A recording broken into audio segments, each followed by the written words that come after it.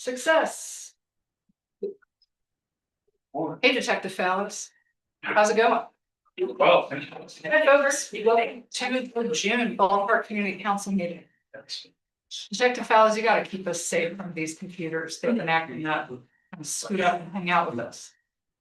Our favorite detective, Sam Fallows, just entered the room. We're very happy to see him. Okay.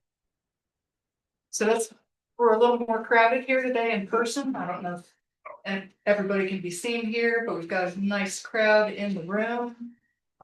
Everybody's reliving their terror from any kind of classroom experience that they previously had. Yeah, that makes sense. Okay. Find out who the teacher. So we're here today to basically kind of confront or talk about or explore one issue, and that's we've got a lot of massage businesses in our neighborhood. And hello. Oh. And they don't all appear to be 100% legitimate all the time. We definitely can't say they're all illegitimate, but we can say that, neighbors here in the room and not in the room have noticed some issues over the years that they found concerning, not only as, in terms of the health of the neighborhood, but also in terms of thinking about the safety of the people who are working or possibly even living in these massage establishments. So today we've invited, how many folks are here today from the Salt Lake Police Department? Is it 2, 3? Okay, we have several folks here from the Salt Lake Police Department, including Detective Sam Fallis, to sort of bring that perspective here, although you're constantly a source of wisdom and sympathy and assurance. We've got the Salt Lake County Health Department here, and we also have Lisa Martin here. Lisa, I'm making you co-host right now, so you can unmute and introduce yourself whenever you want. And Lisa's here from the state level, the Division of Professional Licensing, and I hope she has a lot of wisdom to share with us tonight because Lisa, you know about the new law that's coming on board, and I think we're all pretty excited to learn about how this law might influence what we can expect in October or so. Is that the case? The effective date is October, but it might take a little bit more time. We're really targeting the beginning of 2026 to be up and running. Got it. And I don't know who exactly wants to go first here. It might be appropriate to mention, I know some of you are already aware of this. The Salt Lake Police Department issued a press release at 5:38 p.m. So that's sort of hot off the presses. I'm putting the link to that press release in the chat, but this should be, new information for those of us who are not sworn officers in the room. I guess I'll put a link to the Twitter post, but I could put a link to the actual press release in the chat. Let's see, those of you who are following along at home, let's hope it loads up. Yes. Maybe I'll even share my screen first. That's always a disaster. But so we heard, would you all like to explain the press release and your findings? I think you're probably the most qualified. I can read, but I bet you've got more going for you. Sure. It just went over a recent operation that we conducted. Lieutenant Wolf, would you like to explain? Would you like to introduce yourself? We're very happy to have you. Absolutely. I was just going to say, I'm going to let Detective T, who was involved in the operation, actually talk about it. So maybe we'll let him introduce himself, and I can help with anything else. Thank you, Detective T. The operation, and then a little bit about that. Maybe that's right. So we conducted an operation just recently, looking into a lot of the massage parlors, like you stated. We're well aware of the problem just as much as you guys are, and we are trying to find ways to combat it. That particular operation, we looked at locations that we were aware of where there have been citizen complaints, reports. We get reports of sexual assaults from actually male individuals that have gone to some of these massage parlors, and that's kind of how we got our intel to go to particular places that we've been into in the past. Just to kind of give a backstory, I started on Vice several years ago, Then we combine Vice with Vice and Dark Ice. And so we do both. So we do, some days we're doing massage parlors and some days we're doing buying drugs, so it's a mixture of both. That's a very decorated schedule you have. Yeah, so it's a lot. Like, there's a race down here, we just bought right here now, and now we're back here at this meeting talking about massage parlors. But yeah, that's why we did that operation kind of with the places that we've already kind of established that they were involved in illegal acts. And then as well as the complaints that we got. And we went to 5 different places. The report said 6. 5 to 6, sorry, I'm trying to. It's okay. I only just read it, so I'm topped up. Yeah, and so some of the complaints that we were receiving, if I go back to when I was on just strictly Vice, not to go into too much detail about it, but they were engaging in some sort of sex acts. It kind of got escalated to a point of full-on sexual intercourse is being offered, is what the tips that we were receiving was, and we can kind of validate some of that off of our operation, which, like I said, we went to these places. We got the charges, you could say, per se, on all the places that we went to. All these operations, we go in there and do what we have to do on the legal side of things, but then we also present a side of like, hey, compassion, right? Because we understand that there's an element of human trafficking in these establishments. The only issue that we run into that's really hard to combat is my thoughts are that a lot of these places are trained that the police are the bad guys. Police are going to go there and arrest you and ruin everything. I think that's when they're brought here. On a lot of these ones, I'm specifically right now talking about ones that are managed and operated by the Asian population, and they're petrified to talk to police. Where if the undercover cop speaks to them pretty easily in English, when the badges come out, they don't know any English. So the communication is super hard to use language line to communicate back and forth with them, and they are still saying that they don't understand kind of what's happening. They deny everything that occurred. So it's really hard. But like I said, at the end of that interview for what we need to do for the legal side of things, we always bring up of like, hey, can we help you? Can we, like, is someone making you do this? Like, we have plenty of resources out there. The problem that we're running into is we can't get anybody to actually kind of help us help them. So that's good. Yeah, that brings up a lot of different elements right there. We in this squad, I'm Lieutenant Wolf. I'm over our Special Investigations Unit and also our DEA task force. And so when we get complaints, we will go out and investigate those complaints, but it's largely reactive. We do, if we don't get complaints, we can go out and we can go to the different massage parlors and find out if they are participating in illicit activity. But typically it's complaint driven. So if we don't have complaints, then we have nothing to follow up on, and it just becomes random. So if there are complaints, if you know of locations that we should be investigating, then that's always helpful. You can always submit those tips to the Salt Lake City Police Department. We have multiple different tip lines, and those will always make their way to our detective squad.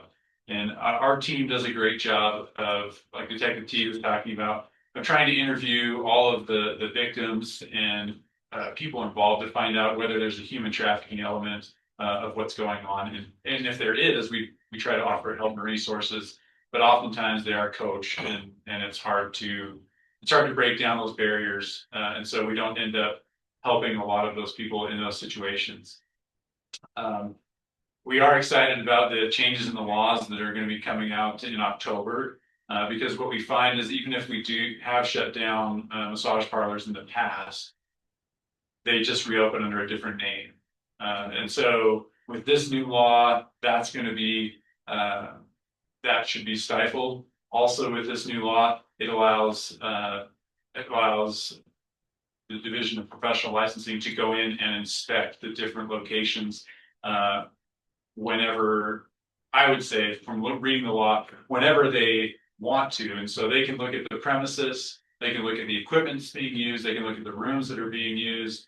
So that gives us a good idea of what's happening and operating. And I think that will help us also to figure out if human trafficking is going on, because we don't know what goes on behind closed doors, and can't necessarily, without a warrant, we can't go into those places. But if it's being regulated and there is an ability to inspect, then that will give us more of an idea if there is such things as human trafficking, people living on the premises that are offering these illegal massages. So I think it's actually really good. These new laws are going to be very good and helpful. Yeah, and I know there are folks in the room who have strong suspicions and evidence of people living on the premises. Do you want to comment, Josh and Rich? Well, I had a question for what resources are available, like, even if people aren't taking them. What are you offering? Yeah, so we have, I mean, Detective T can talk about it, but there are resources that are available that we have to us that we can get them out of harm's way and get them off the streets, get them to a safe place, get them, if they need to reconnect with their family, we can get them reconnected with their family. Pretty much anything is on the table because we have a lot of different resources available to us. So depending on each individual situation, we can help them with that. We can place them in a safe place immediately. If they reach out to us, we can get them into safety right away. And if they reach out to us later on, we can get them into a safe place later on as well. We do have social workers that work with us, and they have access to a lot of different resources, and we have access to our social workers. So there are a lot of different programs. I don't know if you had anything specifically you want to talk about, but It's just like you said, all those resources that he just mentioned, we've also reached out to the Asian Association to try and help us assist with some of these cases. The problem, again, we run into is, well, I just gave a perfect example. We had one of the girls from the operation that we did recently. After the conclusion of the investigation, she actually said she wanted, kind of spilled what was going on a little bit, very briefly. The next day it was like, I'm fine, I don't need anything, don't call me again. Like, what's the success rate in terms of like? Could you speak up so the mic can pick it up? Like what's the success rate, like roughly speaking, like how these people are? Because are they concerned that they're gonna wind up just like in the street homeless or something? Like, it's like you guys have like a full, like there does exist a full pipeline essentially to get them out and then like kind of like reintegrated into like a regular society, right? Like that does exist. It's not just a very like a temporary thing. It's like a 2-week, 30-day or something. yes, yeah. So there's a fully integration. We can get them back home. We can help them here. We can get them integrated here in Utah, or if they have family members somewhere across the country. We can get them help to get there or whatever they need to get set up. Right. And so there's like end-to-end help. Absolutely, yeah. Because it's not very helpful if it's just a few days and then they're like, okay, now what do I do? I guess I just have to go back to what I know, and yeah, you're right. That's not very helpful. So yeah, we have a good way to describe it, end-to-end assistance. Do you know like roughly the success rate? It's like, yeah, like the success rate of like these types of things. It's like, yes, not great. We don't have any numbers on that, sorry. But it's low, from what they're saying, Yeah. it's pretty low. So if someone were to take the services, it would probably be a higher success rate itself, right? So if someone took the services, it'd probably be a higher success rate, but now you gotta get someone to even want the services or take the services, they probably want, but to take the services. And so we don't keep those numbers specifically, it's not, just for that, right? It takes multiple contacts with law enforcement for people to feel safe enough to finally reach out and ask for that help. Thanks. Other questions? With domestic travel, it's been helped so much with the white travel. Kevin, could you speak a little louder? I'm having trouble hearing you. With domestic trafficking, this wouldn't be terribly helpful, but with foreign trafficking, have you considered reaching out to embassies or consulates and maybe having a staff member from the whatever country they come from? So a lot of cultural nuances, there are ramifications, there are repercussions, there are a lot of things we just don't have. I don't know what's going on, I don't know what's going on in China. I know it's different.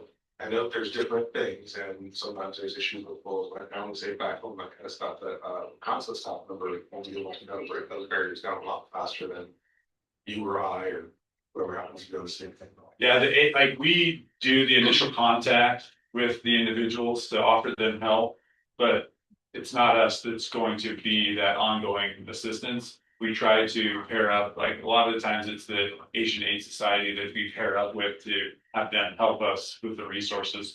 Where we kind of make the contact and then we let them help facilitate that. So it's not the embassy necessarily, but people that understand local differences better than we do. But by that point, it's too late because you made your contact. By that point, it's too late because you made your contact and they've said, no, thank you. And so I'm saying, like, if you're planning an op and you're planning to take down a place, it's not a horrible idea. Maybe contact the State Department and say, can I have someone who's, you know, from this culture or attached to this area where they're from on site? And maybe they can participate in this and they can make offers to individuals. They can say, look, you know, I don't know, you're okay, you're good. There are rules against speaking to police. And I noticed that we've got these issues with virtual kidnappings where you get no headway whatsoever. But then we have people from their, like from attachés from their embassies, that kind of stuff comes in. They're able to just clear a bunch of stuff that's above our local concerns here. Just an idea. It's a great idea. I hadn't considered that, so that is definitely something we could Some of reach the out others to you them. can't do that, but like if you're planning a major bus, Yeah. I know there's a lot of people here from Laos or from China or from wherever. It's great to have someone that's Absolutely. good. Well, It's a great suggestion. Thank you.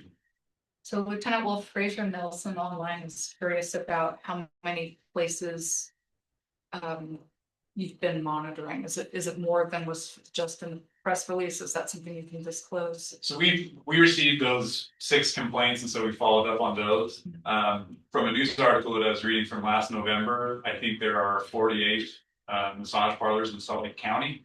So I don't know how many there are in Salt Lake City, but I would imagine that the majority of them are. It seems like Salt Lake City has way more than any other surrounding city. And that number was, like I said, from 6 months ago, so it could be more. We are complaint driven. So when we get complaints, we go out and follow up on those. So right now we don't have any else unless I don't think we have any else right now that we're looking at. So if you have other places that we should be looking at, please again submit those to us so we can follow up on those. I have a map for you. excellent.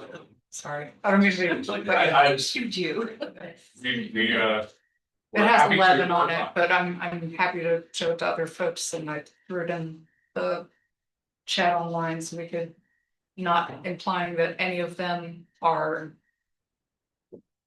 I have only been in one of them personally, so. Yeah, and that's the other thing is we don't want to stereotype any massage parlor and say, oh, that's why we try and make it complaint driven, just so that we can go follow up on complaints, say, oh, these people are saying that this one is something that we should follow up on and pay attention, right? So we don't. It is very easy to go through the Google comments though, and when people put things like special treatment in quotations. Right. And we've seen that, we've yeah. got those before. Yeah, I don't mean to be No, obvious. no, you're fine. And that might be helpful for all of us who, we're not going in, but we live around them. There's 11 to 15 in just about our community. And so what can you walk us through what a complaint would be, a helpful complaint that you would be able to follow up on? Because if you just Google the number, you can see.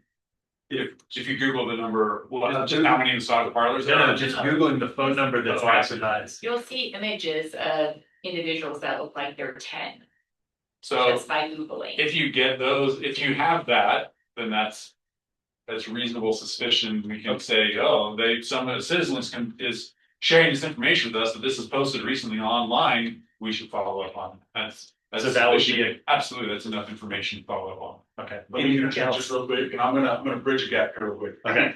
So we're not gonna go into details of like specific locations, but the stuff that you guys brought to me was brought to their squad and was helpful. Let's just say that, yeah. So the biggest thing you can do is either come to me with it, which is great, because I can pass it on directly to the sergeant or to Wolf or to Detective T. And then they'll look into it from there, and that's really how most of this got started, actually. This most recent operations with the information you guys gave me, from Amy, from anybody else to help with that information. And that's why I'm talking about too, why it's so important. The online pit portal is good too, because it'll go directly to them if you put in, you know, and that one you can submit pictures, you can submit videos, all that stuff. So you can utilize either of those two, but you can always just send them to me directly to say, this is what I'm seeing. And I can push that over to our, to this special investigation unit.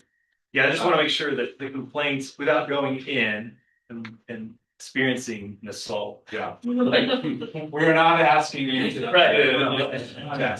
Because I've even walked in just to find out what they're offering, and they're like, you gotta call and make an appointment, or like, it's very, very cagey. And so, yeah, I just help the community know what to report that would be helpful. So some things that I think would be really helpful, we talked about this a couple of, maybe two or three ago, It's worth rehashing. but yeah, we'll rehash it. So, some of the things that like even some of our patrol officers have seen, these are like gonna be the super obvious glaring ones, right? Females walking around in robes on State Street. Yep.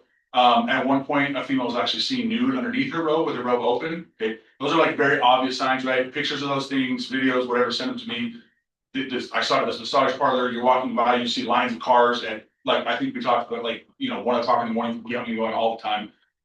All those things are very indicative of criminal activity, right? Again, it's not normal for people to go get massages at 1 o'clock in the morning, right? And they're in and out in like 5 minutes. That's usually not a 5-minute massage, not like, so we're a 15-minute, so yeah, we're looking for like behaviors. What are they doing? They're walking back and forth, they're contacting people, they're waving down cars. We're looking for how, not necessarily how they dress, but to some degree, like, if they're in a robe with underwear underneath and it's very skimpy, and it should be something that the average person just walks around on State Street in Ballpark, good indicators, right? So again, just activity in and out of the business. And those are like the biggest things you're gonna be able to see on the outside, right? So, those are the things we want to know about. Is that anything else? Okay, yep, I think it's great. I am living for seeing that new girl sign disappear. It's still there. It's still there this afternoon. It was there on my way here. And we definitely talked about how hard it is, right? And frustrating. They just talked about it a little bit, where we're trying to get resources, trying to get people to talk to us, and they just don't. And then again, like we've talked about before, they get charged, and then the girls are gone, and new girls are in, and it's so this new law that will hopefully come into effect soon is going to be super helpful with that, because it's not just going to be this revolving door all the time. It's just there's going to be consequences when this happens. So right. that'll be great. Question about the individuals that are living on premise. Do we just call, or I know one particular street has road cameras. Are we able to utilize those to kind of show that they're not leaving the premise? Yeah, for sure. And those are good complaints too. Again, so we can, like I've talked about in the past, we can hit this like multifaceted, right? It's not always just the criminal element. We can do it like civil enforcement side, so people can't live in businesses that's against city ordinance and it's against business licensing. So you can make complaints with that side of it, right? We talked about Doppel, right? Where it's like, they're not giving massages, like make Doppel complaints. So there's other ways to hit it as well outside of just having an SIU go in all the time. So yeah, it's a good question. Yeah, well, it's more, I feel like the reason they're not talking is with them being immigrants and also taking part in illegal activity, they're going to be very scared that they're A, going to be deported, or B, going to be arrested. I feel like if you guys maybe try and come with them first, letting them know that those things aren't going to happen, or, it might be something where they're able to talk a little more. So some of our operations aren't undercover operations, because part of our assignment on SAU is, my particular assignment is with business licensing. So I do a lot of inspections for businesses that operate in Salt Lake City. And a lot of times we have gone in the past to go literally just going in as, not enforcement of that, just going in there and talking to them. And, it's still, I'm not gonna lie, it's still hard for them to even kind of talk to me about it. And I'm like, I don't even have my badge on. Going there literally as this, and just saying, I'm an officer of the police department, I just want to, see if we can help you. We had one on Fort South that, a guy that came in to get a massage, I'm assuming, destroyed the place. And I saw that call holding for patrol, and I went and handled it as my position. I know, and spoke to that lady, very just one-on-one, not like an enforcement officer, right? Just, tell me about it, like, what can we do, blah, blah, blah, how can we help each other? Still not a whole lot to talk to you about. We've heard from some of them in the past. It's all over the place, kind of what we're hearing from different people. Every once in a while we get one that will tell us a little bit more. We've heard stories of that they're told by whoever's up above that their family is going to find out that they're being prostitute in America, and then they can't ever even go back to China. Yeah. You know, so that's another added hurdle that we have to overcome, right? Some that want to stay here, some that want to go back. Well, how do we figure out what to do there? Like, you know, some that are actually the employee, but also the actual owner of the business. You know, so is she, I don't know, is she being trafficked, or is she our suspect that's actually trafficking the other girls? I don't know. Trying to figure that out. Got a couple more questions online. Absolutely. Thank you, officers. I apologize for not being there in person. I just have two kind of basic questions. One is, who owns these businesses? Is it one corporation? Because a lot of the signage is the same and they look the same. And the second is, why are you not arresting the Johns but focusing on the women?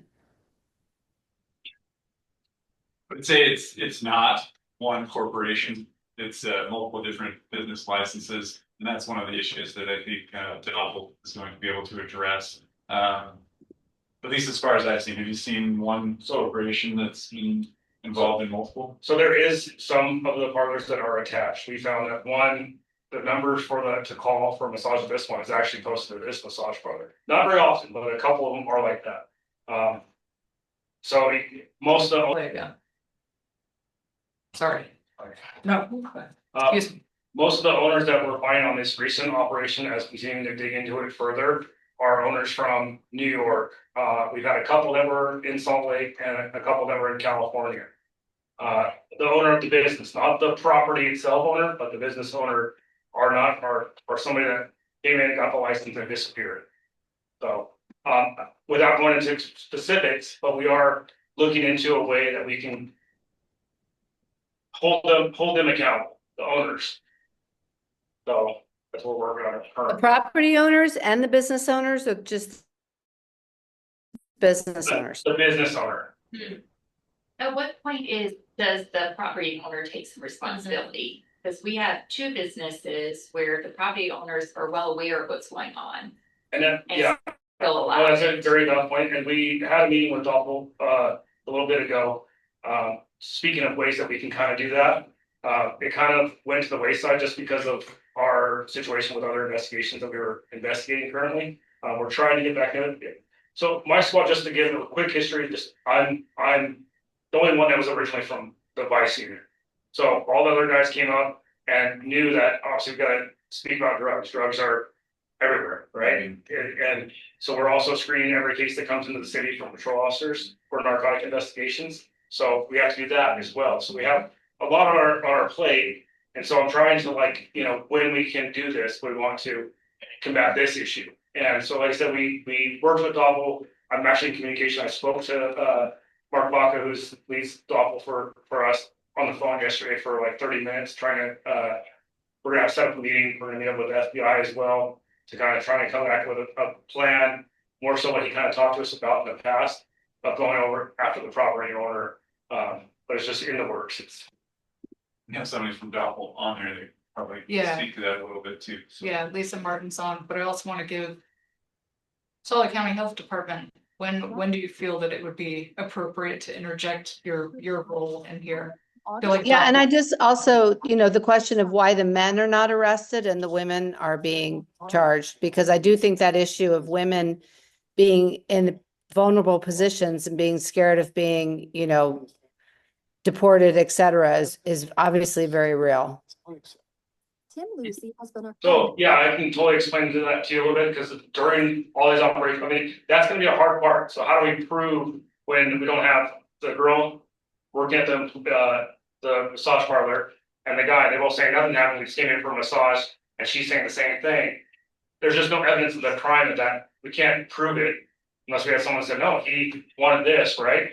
But like with the prostitution on the streets, it's easy because we can do undercover operations with female officers targeting Johns, right? It's really a lot harder to do that in a massage parlor where we can't have, no one's telling us that what happened, we can't just make it up that we know what happened, but it's just, how do we prove that? The only way to prove it would be if the person that gave the massage testified against the person that came in, and that just doesn't happen.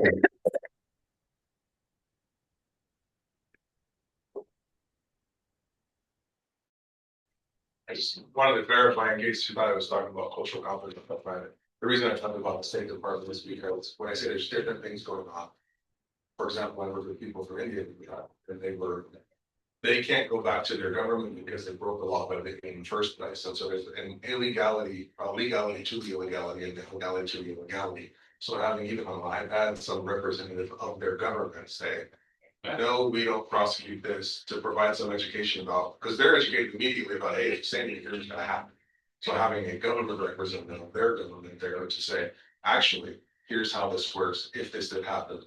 And I would like you to speak honestly to these, policemen here. We're requesting that as whether that might actually improve their. Yeah, I think, for me, when you brought that up, I felt like there was an avenue that we haven't necessarily explored, so I think it's a great idea, and so I'm writing down so that I can go back and look at it, and explore and see what they would be willing to provide for us. So I think it's a great idea. I think, yeah, it's just something that I haven't really thought about, so it's great. If you just go to like a cultural community group or something, they don't have that legitimacy or that authority. And sometimes it's part of the problem too, because people that if you actually go to like government saying, yeah, we would like you, just like our State Department has a trafficking persons report and a trafficking persons process. And like pretty much every country is required to participate in that. So if you make an official request, you're more likely to get a response. It's great. Okay, good idea generation.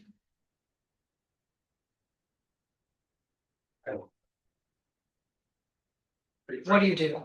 How are you involved in this process, Salt Lake County Health Department? So the health department's role is a regulatory role. There's a massage regulation in Salt Lake County where to offer massage services, you're required to obtain a health department permit. So that's our role at the health department, is to ensure that when massage services are offered, there's a permit obtained. We'll do a plan review and a pre-opening inspection, and we're looking for general cleanliness, sanitation, and then also that they have a person in charge, ensuring that there's people there, that at least one person there in the facility that has a Valpo license, and that anyone offering services has the Valpo license. And does that, you spoke of a license, business license? That's separate, I think. Separate. Separate. Correct. And those are the licenses that may be out of state somewhere. So they have to have a Utah business license. I think Doc will be able to kind of Yeah. explain that further. They have to have. Yeah, they have to have a business license and a license to do massage. They have to have both. Right. Well, I might add, we do work closely with Doppel and with business licensing. For instance, just for context, in Salt Lake County, we have, as of 2024, we have approximately 579 permitted massage establishments. Not sure that coincides exactly with business licensing. Wait, could you repeat that? 579 massage establishments? 579 in Salt Lake County. In Salt Lake. Isn't that quite different from the number that Is he you talking talked about about? the massage license for an individual person? Establishments, 579. In the You county. can set up an establishment in your home. Yeah. Yeah. Okay, but those are very different numbers. Well, that's countywide. Okay, It's a massage parlor. I don't know if that's like a specific designation, but he specifically said massage I'll parlor. look at the news article that I was referencing. I have it right here. yeah, that came up for me today too, but I don't have it. So it makes more sense that we have like 1% of like massage, like in Ballpark versus like 10%. Like if you're thinking county with the 500%.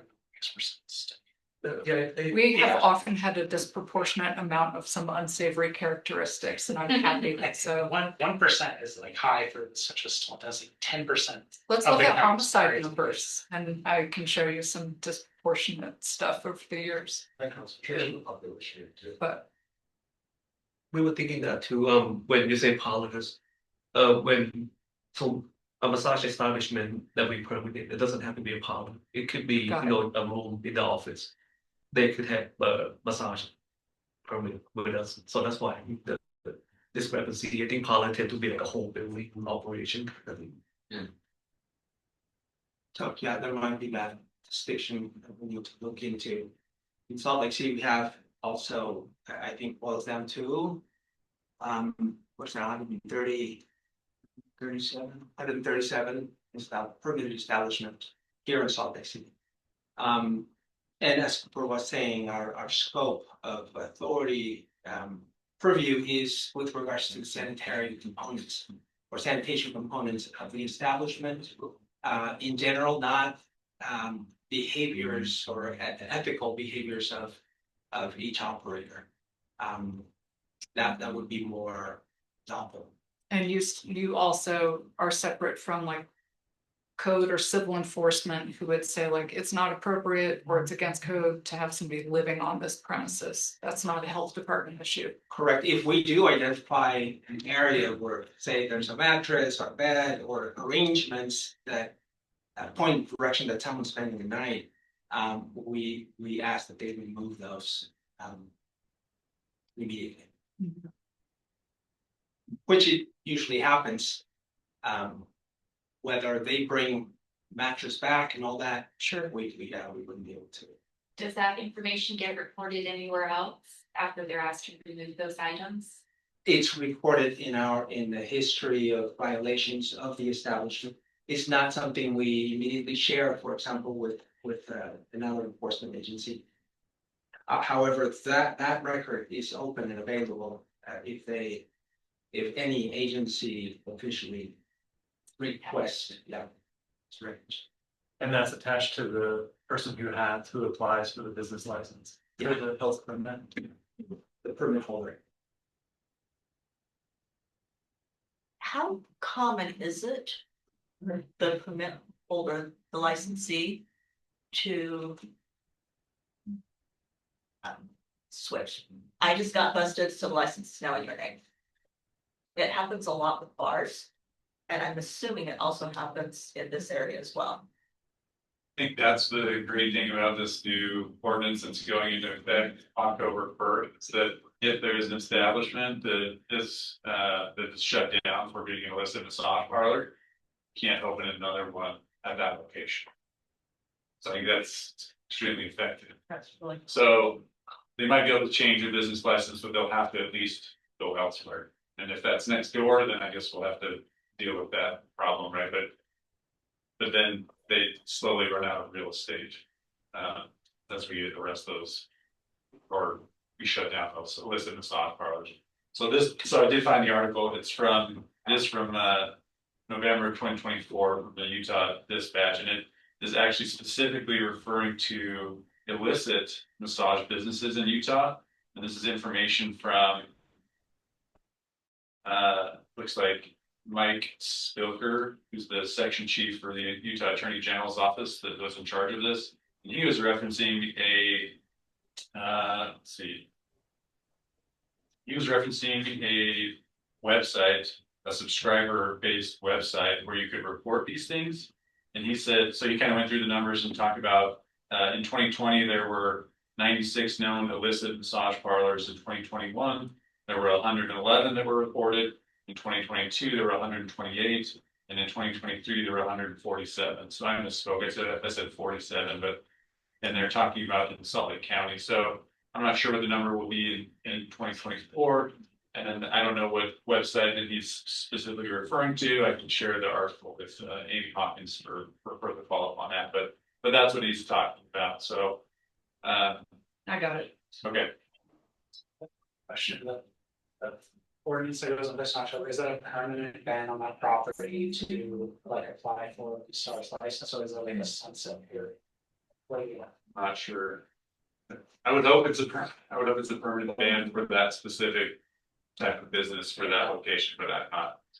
What I was told was it's gonna be a 2-year. And to answer your question from the health market perspective, we don't keep track of the frequency of how some of these permit holders change from one hand to another. However, it is common practice amongst other industries, including the restaurant industry, cosmetology, and others. That's not the street is clean and gross. particularly the catering end. The catering and the box. Yes. Lisa, shower us with your wisdom about the new law and the role of DOP. House Bill 278 has become my favorite thing to think about every single day. The biggest thing, like we've been talking about all day or all evening, is that it creates a registration requirement for every massage establishment in the state of Utah. Currently, until this bill goes in effect, DOPL's authority has been limited to the massage therapist as the license holder. This will give us authority over the massage establishment owners. We will be doing background checks on the owners before their establishment license is granted. Like was just said, yes, if there's a revocation or disciplinary surrender for a location, then that address, that specific physical address, is not allowed to have a new registration granted. I actually think it's a 3-year ban. But it changed a lot. I read about 14 different drafts before the final one was approved through the session. So I get a couple of the numbers muddled in my head. It does some of the things that we shouldn't have to say out loud, but we're going to, which based off this conversation, you guys will know why. The bill specifically says all providers need to be fully clothed. We're going to develop in the rule what fully clothed means, which we shouldn't have to do, but we're going to. We're going to add in the rule what the establishment mostly cannot have on premise. So they cannot have people living on site. They cannot have people stay overnight on site. They cannot have beds on site, just massage tables. We're going to, on our inspections, we're going to be looking for all of these things. They have to maintain a list of license holders that work on the premises at all times. Some of the red flags that we're going to be looking at, and I'm not quite sure how we're going to put this in rule or inspections or whatnots, but things that are the signs are if their front windows are blacked out so you can't see into their establishment. If they've got an ATM machine in the lobby and accept cash only. If they don't do any walk-in even conversations and they only want appointments. So things like that are going to be on our radar. We are also a complaint-driven entity. So whilst we are going to be looking at new establishments as they register, to be able to go after the actual bad actors, we're going to rely a lot on being informed. If anybody can go at any time to doppel.utah.gov, on that homepage, there's an option to file a complaint. It's an online form. It can be anonymous or not anonymous. Tell us anything you want. Give us any pictures you want. And we'll be looking into all those things. But I do imagine that there's a lot of questions in the room that I'm happy to specifically address. I could just ramble on, but I want to address anything specifically that you guys want to talk about.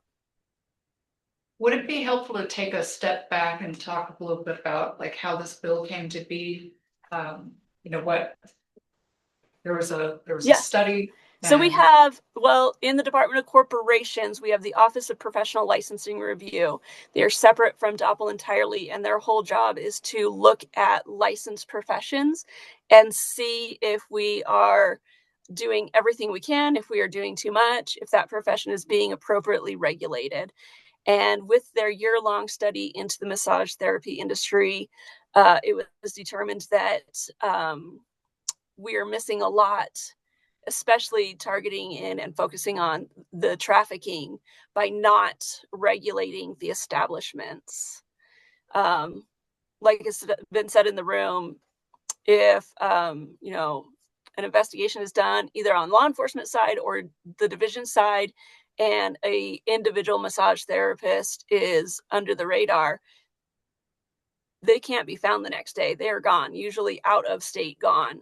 So, and that's an owner's level decision making. The owners of the establishments that are in a couple of states will just move their employees from state to state to stay in the good. So with that full review, that's where registering establishments really came from. Just what we're doing to license the individuals looks really, really good. We're watching them out for their individual good and bad behaviors, but that at the establishment level is where we were missing a lot of opportunity to stop bad actors. And so that's what the legislative study was about to. So that, yeah, the study was about the profession as a whole. And so the Opler division had the recommendation to craft a bill specifically to require establishment licenses. And then I remember something else that was going on in the room. They'll have their Doppel establishment license. They will be registered with the Department of Corporations, which is the state level, and they will have their business license on their city or county level. So all three of those are going to be required for these establishments, along with their safety permit after that inspection is done as well. I feel like a lot of the questions in the room have been about not just who holds the license, but also the property owner. Mm-hmm.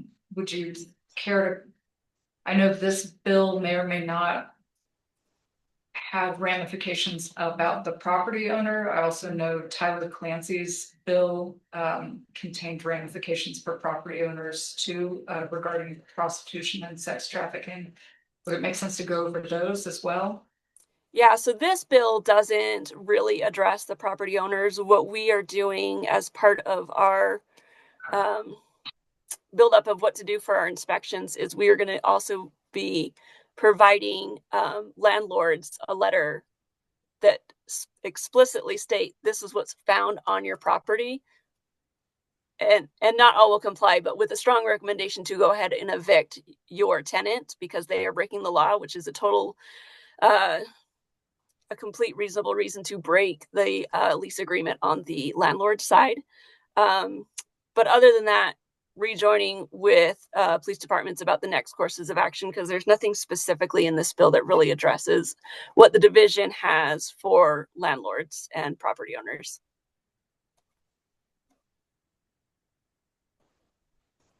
More questions in the room? Do you want to go ahead? As please. far as reporting to Doppel with the situation like this, is there a time frame since that bill has not been applied yet or enacted yet? Yeah, so again, that effective date is October 1st. We have no establishment information at this time because it's not been a thing. I would say though, I'm going to say this, my investigators probably won't like it. If we start receiving complaints early about locations, that could better allocate investigative resources to this profession. We don't have as many investigator resources as is needed without the establishments being registered with us. So if we start seeing, I don't want to say flood, but a flood of complaints about massage establishments, then I could really fight for more resources on my professions. This profession, where it's really, really needed. Mark Baca is great, but we need about 3 more of them at least. I think, is Mark assigned to the entire state of Utah? He is. Yeah, so one person for the entire state.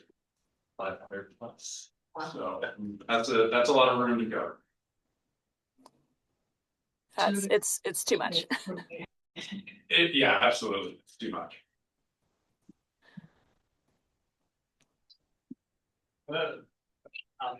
So like for the county level, like if you're since the new law is gonna be tied to like addresses, like would it make sense to also log not only like when you have like health violations, like to log the address as well as the business owner, so that way like analytics could be pulled by business owner or by address to like potentially flag like problematic locations. Like would that be something that would make sense, or that was like a tentative to do? Because it's like you see how it's like oh we have like this one business has complaints about people sleeping there. It's like, okay. And another, so it's like each business has like one complaint, but then it's actually 10 complaints at one address, actually, you know. Like, that just will be like tenable or make any sense to be logistically. Under our current database system, it would be tough to do something like that. However, we are in the midst of changing our database to a different agency, different whatever, different vendor, yes, thank you. Where we might want to explore that possibility. They're much more flexible on how we collect and analyze information that is collected in that system. So maybe something that we will bring out, see if that would be possible. Would you agree with that, Tom? Currently with our CP database, we would not be able to make that correlation. If our inspector is actively looking out for such violation, I think it is possible. It wouldn't be something super robust, but something, let's say, like a simple Excel spreadsheet. That we will be able to go back and kind of look over the years. I think that's possible, but it's gonna take a while before we have any tangible data that communicates something to us. Seems like, yeah, because it's like, if you start collecting the, like the sooner you start collecting the data, potentially analyze it, down the road. Yeah, also data, yeah, because there may be other classes of businesses that have problematic locations as well, not just massage, like there may be like other business classes that later down the road are determined to be problematic in like maybe a similar way where an address basically.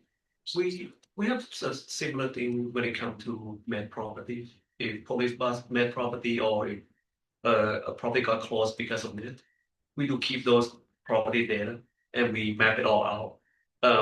With the hope that we can see a trend of which location or which city, which zip code have a med properties. Looking at 5-year data, we just see the spread of med. So that's not really a good data that those information was able to communicate to us. But I think we could explore similar things with the massage parlor and see if we see a trend that we could present to the higher up and see and told them that this is a trend, or potentially problematic things that we see. Thank you for that. Noted.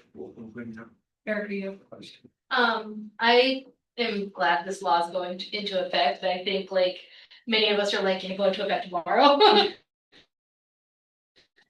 But I think my question is that grateful this new law is going into effect, grateful that, there's been so many different entities working on this issue. I think this issue was brought up to the larger community, police department, health department, etc., because neighbors saw something happening in their community.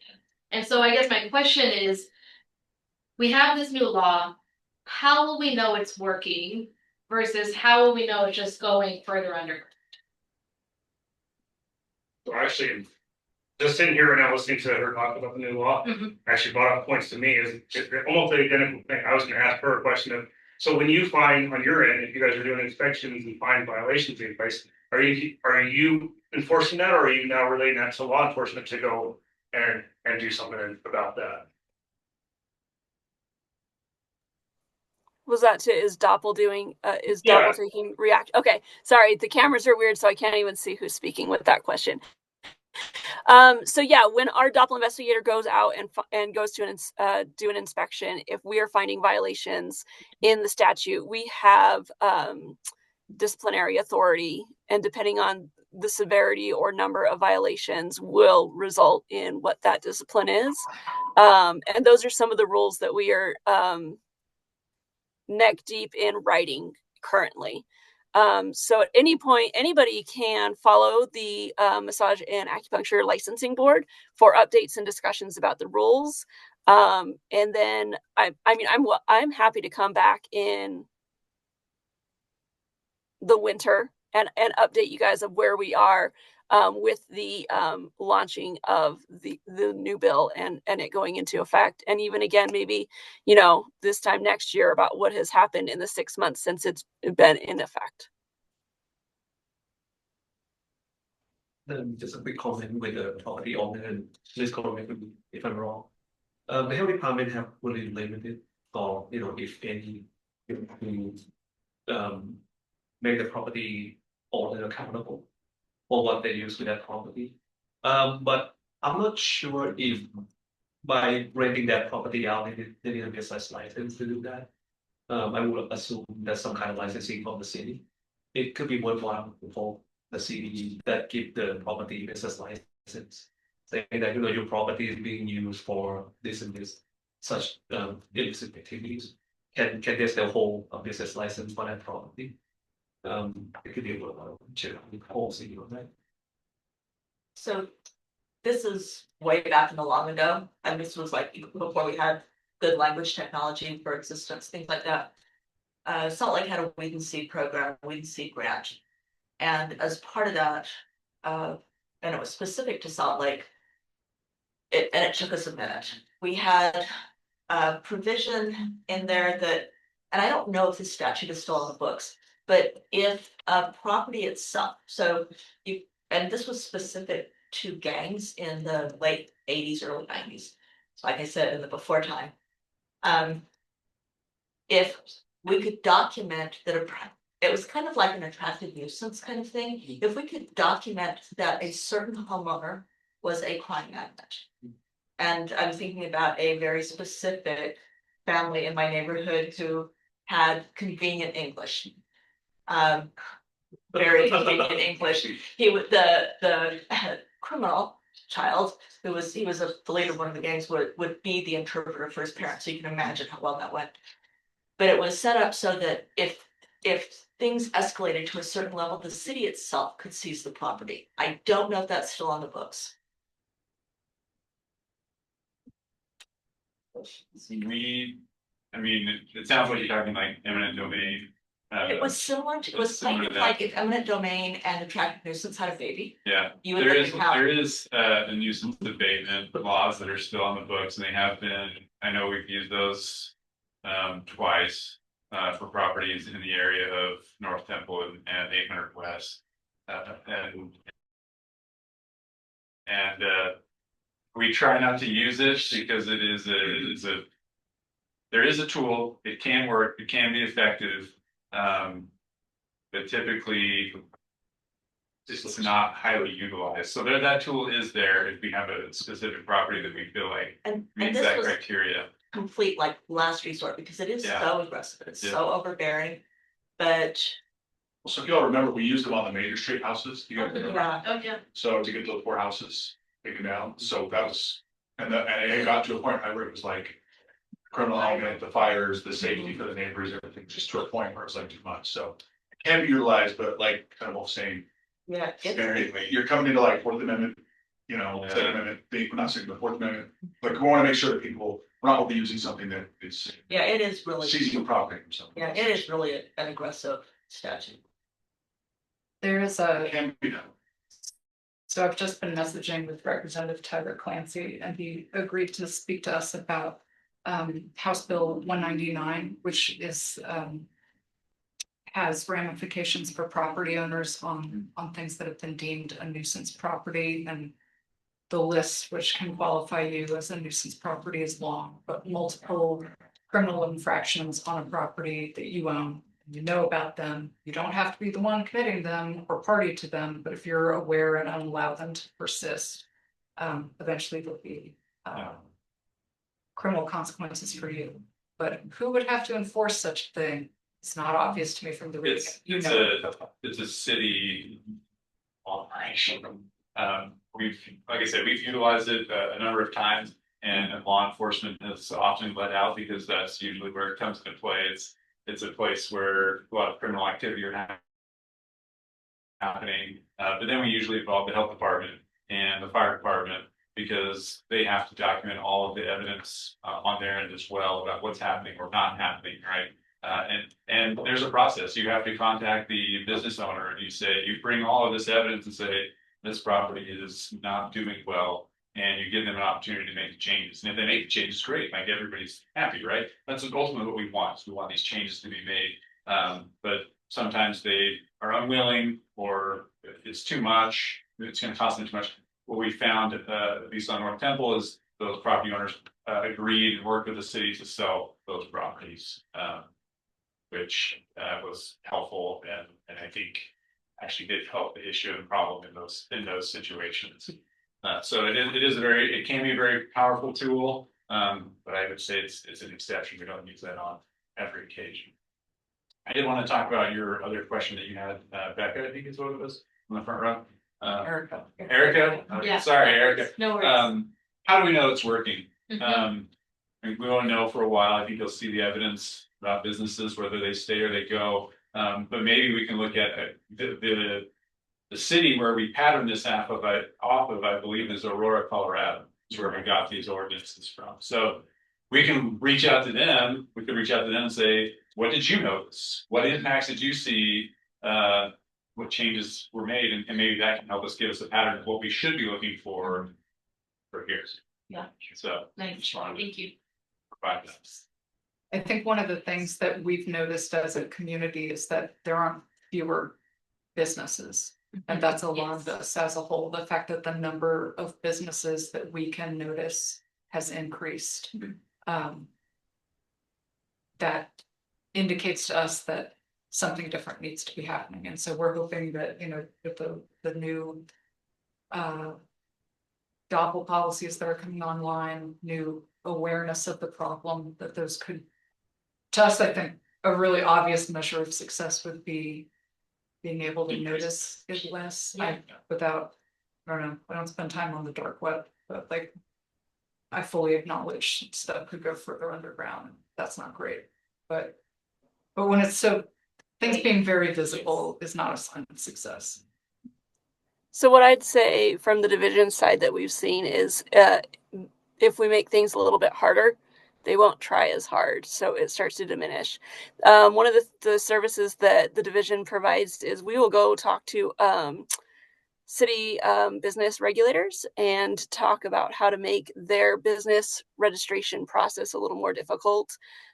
Which will make some of the bad players. I mean, they just don't want to put the energy in. They just want their income and to move on. So, if anybody wants to connect us in with cities and talk about what those current regulations are and what we've seen other cities do and put into place for business licenses, we've seen a difference in the communities that have really complicated their business registration for massage establishments specifically.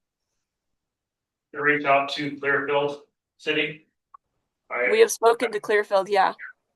So yeah, I had a meeting with our business licensing and an attorney for business licensing to try and address making Salt Lake City's business licensing a little bit mimicking Clearfield. And that's kind of what we were looking at. It just seemed like on our end and in my investigations, I looked at Davis County. I have a brother who works for Davis County PD, and he was like, "Hey, we get these places, and if they're doing illegal acts, they're in and out. Like they open and then they close and they're out." Down in West Valley, which is in the same county as Salt Lake, they're doing something as well. That's very similar to Clearfield. I got with them and tried to figure out what we were doing. Like, what are we not doing that these cities are doing? And to be honest with you, so again, I've been doing this since 2019. With just strictly massage parlors a lot. And I kind of, in my own squad, we're kind of like, what can we do differently? Because going in there and issuing a citation for sex solicitation is not going to be the answer. It's they pay a fine, a $300 fine, the girl disappears. On the last stop, we met a girl that was actually the suspect from the previous one last year. And she told me jokingly that she went on vacation to New York and just barely got back. I mean, honestly, that's probably because she got busted on the last one and then shipped away to New York and right back. So we were trying to figure out different options of what we can do differently than just issuing the citation and moving on our way. It's not effective. It's essentially the definition of insanity, correct? You're just handing over, expecting a different result. We're not getting that different result. We're just getting a citation and moving on and saying we're doing our part, but we're trying. But got to the point where like, hey, maybe we're not doing all our part, maybe, and like I said, this was before I even knew about this new law, so it just happened, all this happened at the same time. But looking at it on a way on our end, we were like, okay, let's have these meetings with business licensing. Let's see what we can do on a business license end to combat this problem. And so we're actually in hearings right now currently to revoke some licenses. Again, it's before the new law, so they can open it back up under a new name, a new person. So it's something though, something, right? The next option we kind of started playing with and talking to attorneys about was, okay, well, what about the code that we used for the New Yorker? The New Yorker was a problem. I'm sure you're familiar with the New Yorker nightclub and the problems that was happening on that premise. We are, because there was a location in our neighborhood that also experienced multiple shootings within a year, and we tried to compare it in the public eye to, well, the New Yorker had consequences, so maybe this location should have consequences. Yes. No, I 100% agree. Yeah. So we looked at the New Yorker and we were like, what are we doing? We can continue scratching citation for illegal business practices. What is that going to accomplish? Nothing. You can pay a fine and operate again the next day. So we looked into changing city ordinances for, because I don't know if you're familiar with all the details about it. They had a license that was not fitting as a club bar, but as more of a reception center, right? Well, the city code ordinances wasn't in place for reception centers as the same stipulations as bars and nightclubs. They have to stop serving at one, whereas this kind of falls under a different radar. So we kind of like, okay, well, let's combat that. Let's get that changed so it falls in line with bars and clubs, and then also the undercover part of proving like, hey, they're not just having a guest list. They're not just having people come and we're serving our guest alcohol. Like we proved that was wrong. That wasn't what they were doing. So then we looked at massage parlors and we like thought the same thing. Like, what can we do differently? And that's where we kind of came to the conclusion, like there's the code that fit with New Yorker. It's exactly the same. Now there are alcohol violations of the New Yorker, which isn't crime of the century, right? It's not a murder, it's not something huge, but it has an impact on all the crime that was occurring in the area. We use those alcohol violations to do the criminal enterprise, pattern on unlawful activity, and we're in the process of working that out, so I won't go into detail about that, but we're in the court process. Now we're looking at the massage parlors, we're actually thinking the same thing. Like some of these places, the code for that criminal enterprise, the pattern of unlawful activity, is 3 or more criminal episodes. So you have a massage parlor that has done 8 different violations with an undercover cop. 8 different times an undercover cop went in there and was solicited for sex. Sometimes Is that a typical number? They're all over. I mean, there's so many different places, so it's kind of hard Yeah. to like, again, shorthanded trying to figure out. It just how seems we- like such an intense use of resources is the reason why I bring it up. And I know you haven't had a fully staffed force for a while. Right, and that's kind of where we're like, okay, well, we know a particular location, and that location is one that we can go there and give them a citation. That, speaking of the one, it's 8 different times that we went under there since 2019, 2018. So a span of 6 years. But what are we accomplishing? Probably not a whole lot. So let's try something new. So we worked with prosecutors, talked to prosecutors like, hey, there is actually a code when they have a list of all the different violations, aiding prostitution. Well, we're in it's in the beginning stages, so it's long. It'll be drawn out for a while to kind of figure out if this actually works. But speaking to the prosecutors, that's what they said. Like, hey, it's in there. File that charge on the property, or not the property, excuse me, the business owner of that. So that's what we're in the process of trying. See if it works. So in the meantime, we can keep feeding complaints into the police website. And John. And What I would like to see is a lot of, I think we're trying to move into a way where we're collaborating with each other. We have all these different groups doing something similar, but nobody's like working super hard together. And This is why I wanted to get you all in the same room with each other, because I'm thinking the same way. And so and that's what when I talked with Mark, we said, hey, let's sit down and have a meeting together and like really come back, because I don't know exactly everything to all of us. They don't know everything we do. Health departments know what we do. We don't know what they do, and we're all like doing something. But maybe if we work together, we can combat these problems on all different angles.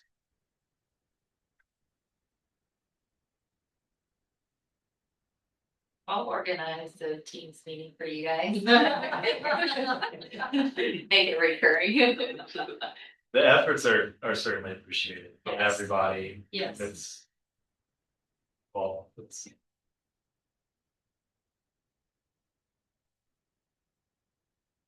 Lisa, do you have words of wisdom? Say that again. Do you have any words of wisdom to contribute in terms of? I know we're looking forward to hearing from you again in the winter, but in the meantime, the way that we can most productively use Doppel without distracting you all too, the way that we can most efficiently use your resources. I mean, just the things that we've talked about, our website, will always have updates, when they are there. So feel free to do that. If you guys have specific questions or concerns about the bill or what's going on, you can email my team at any time. And they are just reached at B as in Bravo, the number 9 at utah.gov. I really do like that we're, working with our investigator and our police departments to formulate a cohesive approach to this. I've been with the massage profession for all of 10 months, so like I got in and I'm like, what are we even doing? And the bill came out and it said we're fixing it. And I said, okay, all right, I'll stay on board then. But I agree, like when you drive down the street and you see the sketchy storefront, you're like, why is that in my neighborhood? And what can I do? So just, I appreciate everyone's, time and attention on these matters. And I appreciate that the discussion has been really thoughtful about it's not just the people in the establishments that they can be the victims as well. So I don't have any great words of wisdom, but I do appreciate everyone's, care. Would you double check and make sure I threw in the correct link into the chat there? I'm pretty sure it is, but if there's a more precise link that gets. That is the most precise link to file a complaint, yes. Fair play. I can also throw in the massage page specifically if you'd like. Why not? And what about a link to file a complaint with the health department as well? Because these guys can shut them down more easily than anybody else. So our regulatory authority only covers the violations of the regulations. So anything vice related wouldn't be part of it. I'm assuming that they're not really shouldn't. I don't know. You have some experience. You're part of that. Typical procedure with massage parlor for inspection. Usually we make an appointment to go in. The reason being that with massage, just being the procedure itself, we can't really just walk in like we normally do with restaurant, schools, cosmetology. Those when we are a little bit more free to do a random inspection. With massage, there's a big pushback from the industry that you can't just show up to do inspection. So most of the time when we do either enforcement or inspection, everything is sparkling because they know you're coming. That's the biggest challenge when it comes to massage inspection. And that's why we generally don't find a lot of violation because they know we come in. The only person there is usually the permit holder or the business owner. And I don't know if that answers your question when it comes to finding violation. Well, we certainly could shut them down or close them for business temporarily, and that has to be specific to egregious health violations that can cite in regulation. We don't have the authority to conduct criminal investigations or criminal interrogations or issue or make arrest. We certainly encourage our inspectors to, if they witness or if they see, just behaviors that are suspect, share that information with police department. That doesn't happen frequently, once again, because the mode of inspection is usually an appointment, like appointment only. We may show up when responding to a complaint, for example, but often it's unfruitful because no one's there. Yeah. Far more effective on botulism. Is there a way that you can create some type of like data sheet, even if just to have the data there? To look at, you know, who the business owner is, who the holds the license, as well as who the property owner is, just to see if there's any links between like maybe some of these property owners, which they know, but if they keep having the same type of businesses, you know, maybe there's some way that you can try and block it out that way from the property owner side, as opposed to business owners who can just leave the state, right? I would assume we could do something like that. It's public information.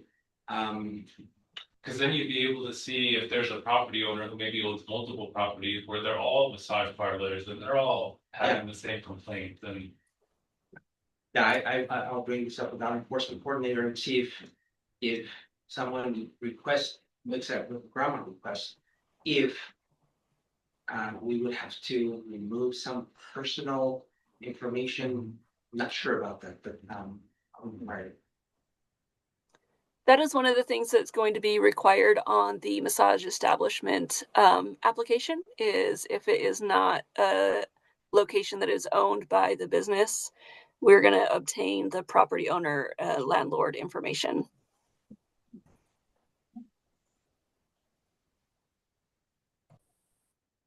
Any other questions? Big ideas? No comment. I think with the reasonable rent for businesses in our neighborhood, I think it's a shame for businesses like this to come in, especially where owners of like the coffee shop have spent a lot of money, their time and their energy to open up something that they, you know, have worked really hard for, just to know that right next door to them, somebody's being trafficked. And these, you know, individuals have a lot of money. And so they're coming into these smaller communities and using up those spaces that other people utilizing. That was exactly the point that I made to a reporter today. That we could, And Brian mentioned that as well. yeah, we could have these spaces filled with resources that the community needs, like a daycare or a preschool, but nobody wants to set up shop next to three new massage parlors, you know? So we would love to, it's not just getting alarmed that there are more of them, it's that they're displacing things that could do good for the community. You know this. Yeah, sorry. Preaching to the choir. But I would say we agree. Yeah. Yep. Okay, I think this was a successful dialogue.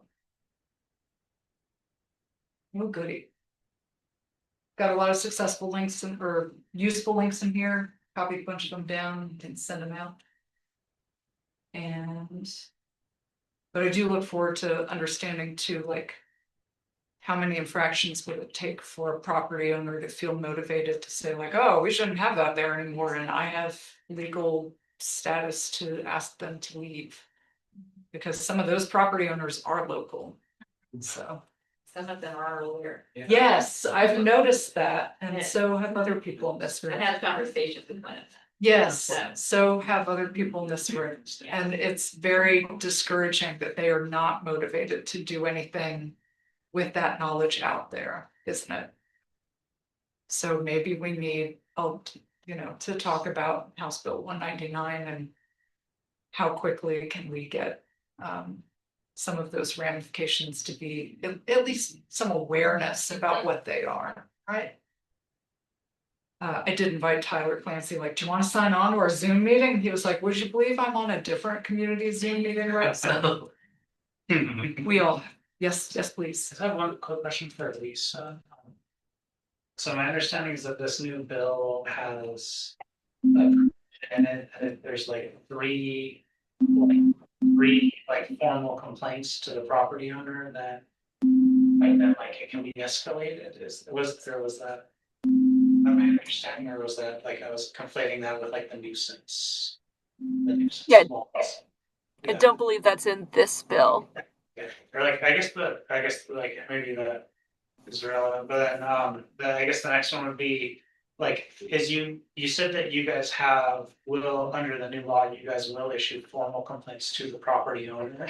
Right, do you say, yeah, will those be like repeated so that there's like that there exists infrastructure to have multiple complaints on file to the same property owner, or will just one be issued and then that's kind of that? I think that's my question. It's a really good question, and one that is on my notebook of questions. It's about a mile long. We've not developed a response guideline for ourselves quite yet. I've got like 3 meetings set up with our investigation team to build out all of these things so that we're all together on the decision makings and there's no surprises about what our responses are. I think the bill does mention, though, that if there is human trafficking or prostitution, that can be grounds for immediate revocation. Correct. So.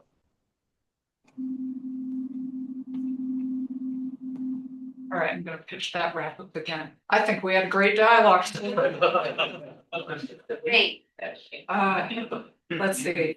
Let's end on a cheerful note. We got some good things coming down the board. The city's gonna announce, they think, the finalization of intermediate activation of the ballpark within the next couple of business days. That contract for 6 months that would start July 1st and go through December, right? Ring a bell. So we know we're gonna have a classic rock concert. I'm pointing at Jeff because I know his heart is made full by this. We will have a classic rock concert at the Ballpark Stadium on August 2nd. It's called Rockstock. It is not free, but those of you who live close enough will get to enjoy it freely no matter what. So come to my backyard. And we'll look forward to finding out some other stuff on the calendar. I believe Shrek is being shown as a ballpark movie night in July. I don't have the date off the top of my head, but we can throw them out places. And once the city makes a final announcement of what's coming on board, they think they're gonna have a little public celebration, I think, in the ballpark in late June.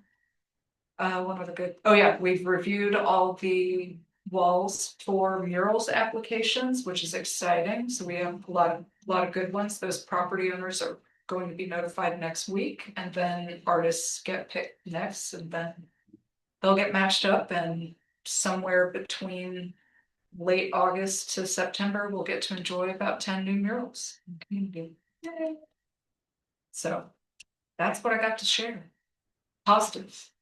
So crosswalk. So far, it's covered with cones, but I am very much looking forward to it being done. So, but as for right now, it's a little, it's cone heavy. But yeah. All right. Wrap this up. Any other points, questions, comments? Yes, Janice. I got the weeds whacked down on the west side of the ballpark. That's nice. I've been noticing how tall they were. Nice job.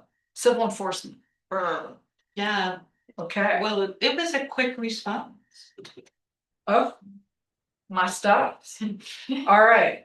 We'll end with that. Enforcing weeds. Have a good June, ballpark.